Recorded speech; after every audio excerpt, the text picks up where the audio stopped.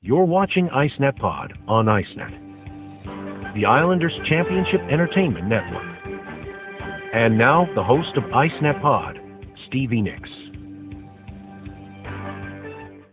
Hello, everyone. Ladies and gentlemen, welcome to the rebirth of the formerly Stevie Nicks Experience, now the IceNet Podcast or IceNetPod. So, first of all, we're back. It's been a while. I want to explain the rebrand, obviously, right off the bat. There was a number of reasons why we decided to do this. Number one, though, was what I had started on the YouTube channel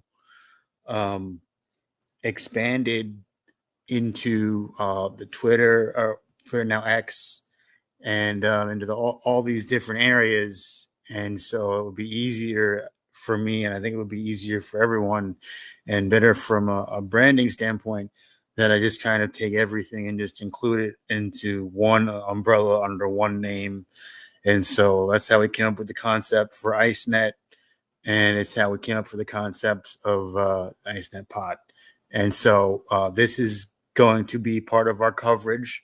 We're offering independent coverage of the New York Islanders. This is going to be part of that, as well as, we were also covering other topics from the National Hockey League.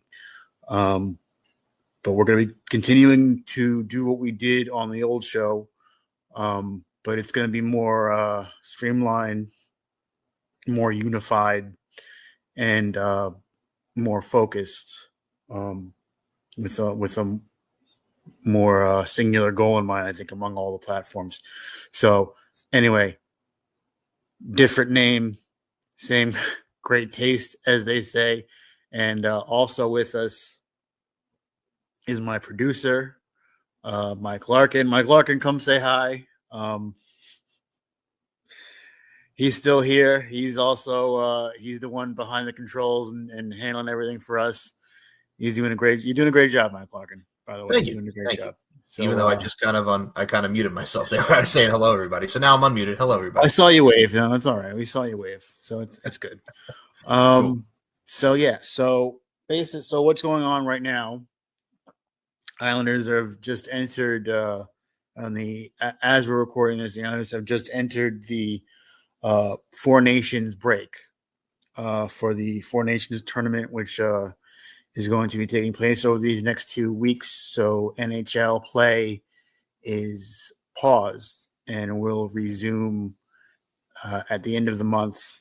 The Islanders will have games against Dallas and the Rangers when they come back.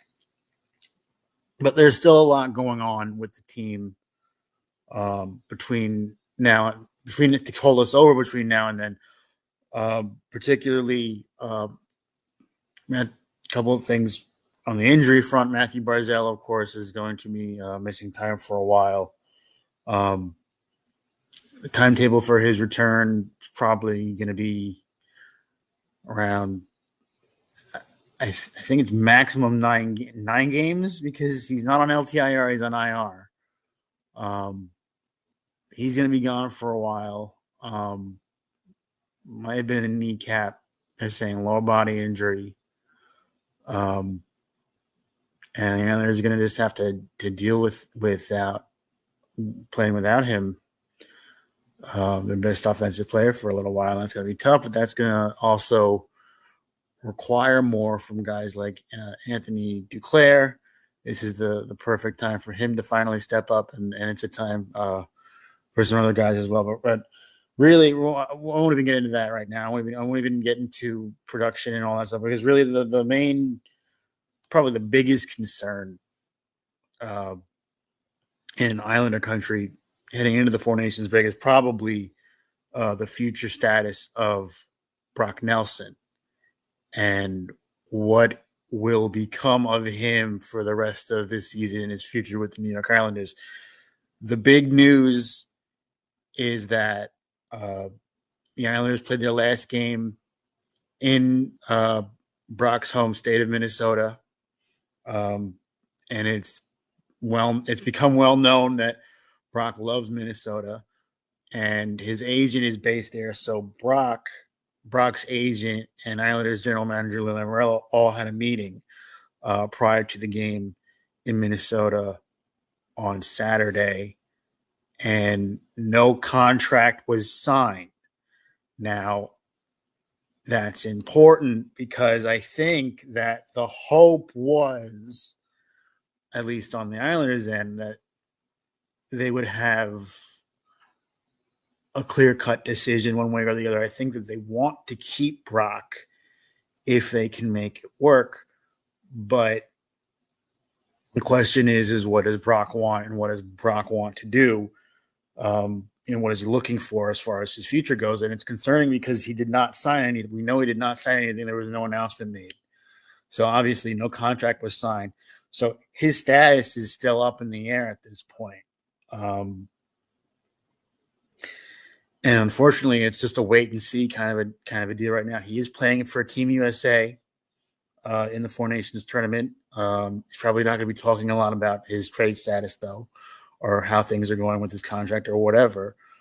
But right now, it appears that Brock Nelson's future with the Islanders is very uncertain. Now, there have also been rumblings. We've heard about Noah Dobson as well. There have been rumblings about trade talks with Vancouver.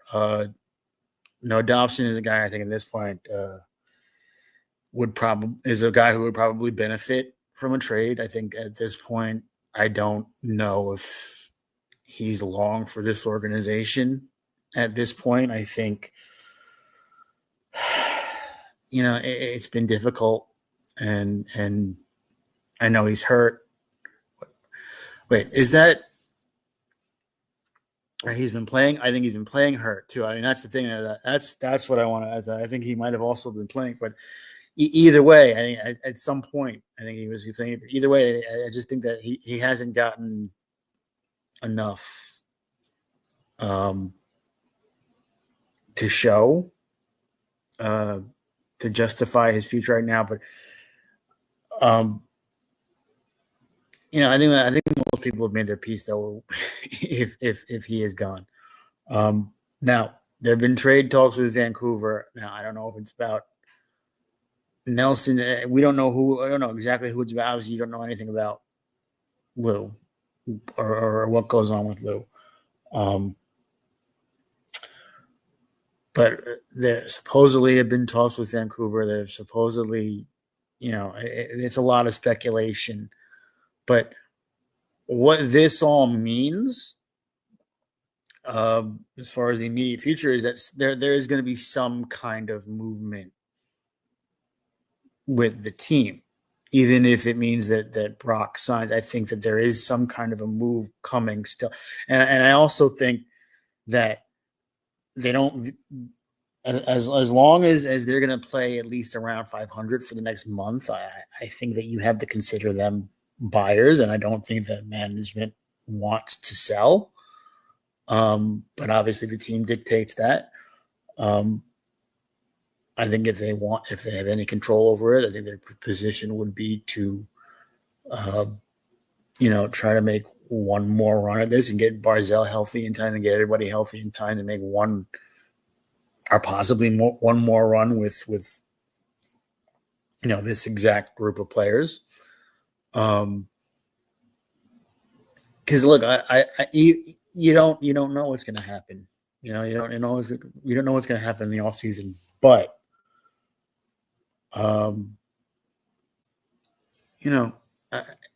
I think right now the main focus needs to be on Brock Nelson, getting him signed, and this is all possible. You also have to understand this is all possible because of the run that they just went on. It's been actually quite remarkable that they've been able to keep themselves in it, especially given what they've been up against. They at one point had 5 regulars out,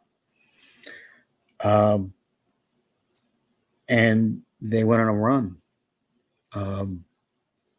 in January, and I think that they got them back into it, and it's the reason why they're not sellers, and it's the reason why that's really the big thing here is that it's the reason why the Brock Nelson thing is so up in the air. It's the reason why it's so there's such a question mark around it. Because they played better and they got themselves back into it, and they actually are in a great position as far as the playoff race goes. I think they have 3 games in hand on Boston, and they're 3 points out of that last spot that I think Boston currently occupies. So they've gotten themselves into a great spot, and they did it, and they did it while not having everyone still healthy. They got guys back, but not everyone. I think that they've played with a full lineup. Only a handful of games, like something like 5 games. It's something ridiculous. They've had someone injured at some point, pretty much the entire year. So when you even consider the fact that they're even contending, that's saying something, and the fact that they were able to get themselves back into it, even with all the injury problems, I think is just remarkable. And I think that's why this Brock Nelson situation and what's going to happen with Dobson, what's going to happen with all the other players, it's more interesting because there is no definite answer now. You can't say emphatically that they are sellers, and that's what makes it, I think, it's more difficult in one sense for management. It's difficult for Lou and ownership, but it's a good position. It's a good problem to have because it means that you're still in contention, and I think that's the main focus. And the train is rolling through. Mike Larkin, the Islander train is rolling through. Come on, ride the train and ride it, choo choo. Come on, ride the train. It's the choo choo train. I mean, they lost the last 2 games, but they've played much better. And since the new year, they've only lost like something like 5 games, something like that. You're gonna have to get the exact stats. We'll have to find the exact stats on that. But I mean, that's something in and of itself, and I think that really speaks to the resilience of this team. And it speaks to Patrick Waugh is not getting enough credit here. I don't think that. I mean, some people are giving him credit, but this is really just a testament to his coaching ability. This run that they've been able to get back into it. He's had them working so hard all year. He's been preaching effort and resilience and hard work and all these things from literally from day one. Really, he bag skated them in day one, and this is a testament to him as much as anybody, to the players as well. But it's also a testament to him that he's been able to get them to pull this off. And I think ultimately you have to. It's a good place to be, even though they didn't get any wins over the weekend. Last 2 games, Winnipeg, Minnesota. I think ultimately you're in a very good spot, and there's a lot to be happy about. But you have to hope that guys come back healthy. You have to hope that these other situations get resolved. But that's in due time, and luckily, they're also Simeon Varlamov will be very close to coming back when the break ends. Also, that's going to be another huge thing. They also did that. They've done on this run basically with one goalie, although Hogberg played very good as well. But even still, I should say, it's been pretty remarkable, just what they've been able to do, and really, I think for now, just you enjoy the 4 nations. You hope, and you just wait and see. And you hope that things get resolved in a way that benefits everyone, and hope that they can continue to be on this run. It's been way more interesting than we thought it was going to be 2 months ago. So all in all, that's the state of the union, I guess, for the Isles, and this is IceNet. This is the IceNetPod. So hopefully you guys like it, and this is what we're gonna be doing from now on. This is how it's gonna be from now on. So hopefully you guys enjoy it. And Mike Larkin, thank you. You are very welcome, and we do hope you guys enjoy this new branding. And you, my friend over here, please promote your socials, man, where we can check out this fine product. Okay, so right now on X, we are still with the Real Isles Pride handle. If that changes, we're going to let you know. I don't know if I'm going to change it because I don't know if I'm going to be able to change it. But right now, it's Real Isles Pride on X. YouTube is IceNet now. Everything on YouTube is IceNet. So definitely check us out there. We're doing a bunch of different types of programming across all the platforms. We're going to be starting an Instagram. I just put up an IceNet Classic on the YouTube channel. We're also going to be doing different types of programs there. I'm going to be doing more content like this, covering the team currently. We're going to be expanding the whole thing. I hope that this was good. I hope that we're onto something here. I hope that this works in some way.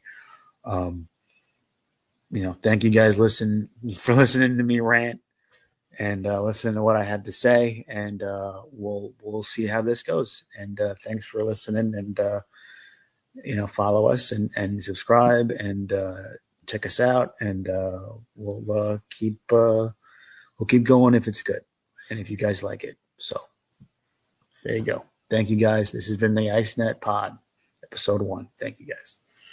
We'll see you guys in the next episode.